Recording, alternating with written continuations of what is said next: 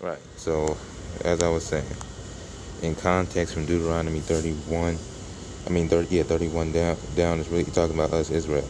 But I'm applying the verse 13 to what we're talking about now, and that their children which have not known anything may hear and learn to fear the Lord your God. So the nations are gonna, aka, bring their nations.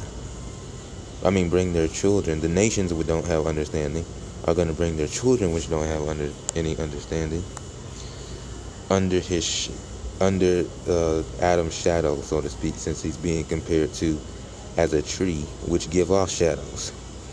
Verse 6, all the fowls of heaven make their nest in his boughs, and under his branches did all the beasts of the field bring forth their young, aka their children. And that's why it says in Deuteronomy 31 and 13, and that their children, aka their young, which have not known anything, or aka have no understanding, may hear, learn from the Adam, this metaphor being who's being compared to this tree metaphorically, and learn to fear the Lord your God, or his God in his case, as long as you live in the land, whether you go over Jordan to possess it. So yeah, that was talking about in Israel's time, but like we know, history repeats itself. Now, I want to go back to Ezekiel 31 and 4 to make a point. It says, the waters made him great, and the deep set him up on high.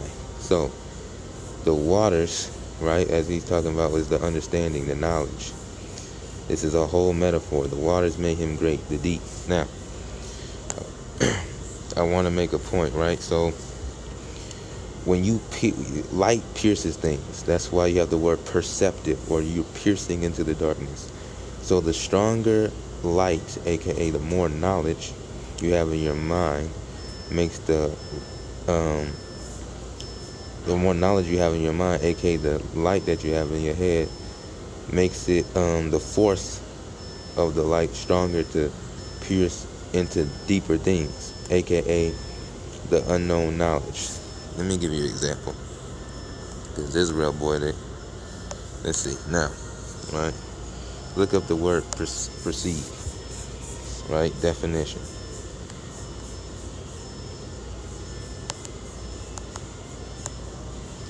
Perceive, become aware or conscious of something, come to realize or understand, right? Now, let's look up insight. Right, perceive, conscious of something, right? Let me see, go back to perceive. Perceive, right?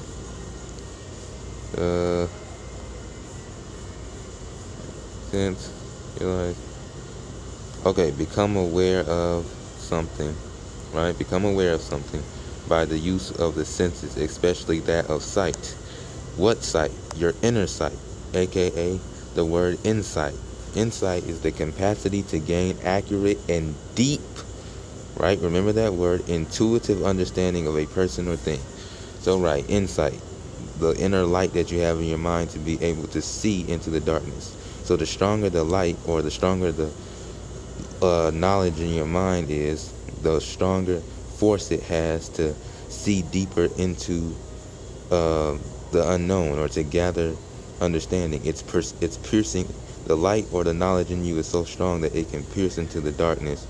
And when you're teaching somebody, be like, man, that thing that you taught me was deep, because the knowledge in you was strong enough to go that deep. Now let's go back, right? Now, verse 7, right? It says, verse 7, thus was he fair in his greatness, in the length of his branches, for his root was by great waters. What does that remind you of? It says his root was by great waters. Psalms 1 and 1. Blessed is the man that walketh not in the counsel of the ungodly, which is what Adam was doing, nor standing in the way of sinners, which is what Adam was doing before he went off and sinned, nor sitteth in the seat of the scornful, but his delight is in the law of the Lord, the knowledge of the Lord, and in his law doth he meditate day and night. In verse 3, it explains what we're going into. And he shall be like a tree. Poetry, a simile, like you learn in poetry literary class. And he shall be like a tree planted by the rivers of water.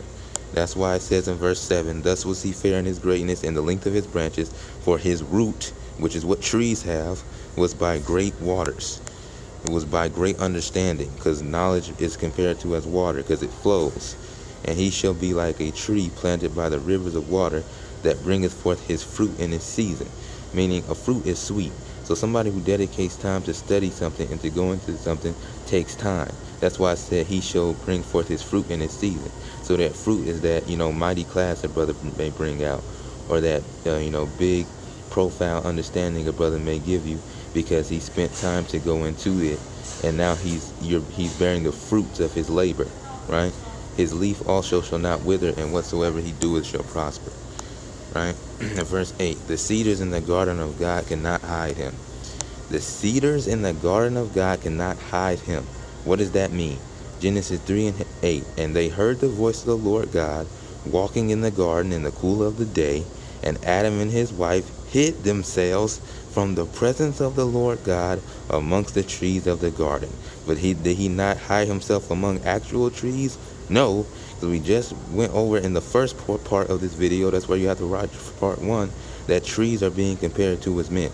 So he went to go hide amongst other trees. The cedars in the garden of God cannot hide him. The fair trees were not like his boughs. The fair trees is another nation of people. So the cedar, remember, he was a cedar in Lebanon. So it's describing Adam and his nation. The fair trees is like metaphorically talking about another nation. The fair trees were not like his boughs, and the chestnut trees were not like his branches, nor any tree in the garden of God was like unto his beauty. Right? So, it says, I have made him fair by the multitude of his branches, so that all the trees of Eden that were in the garden of God envied him. Right? And we know this has to be talking about men, because trees don't envy. They're inanimate objects, right? This whole part of Ezekiel is a metaphor, right? An allegory, an analogy, right?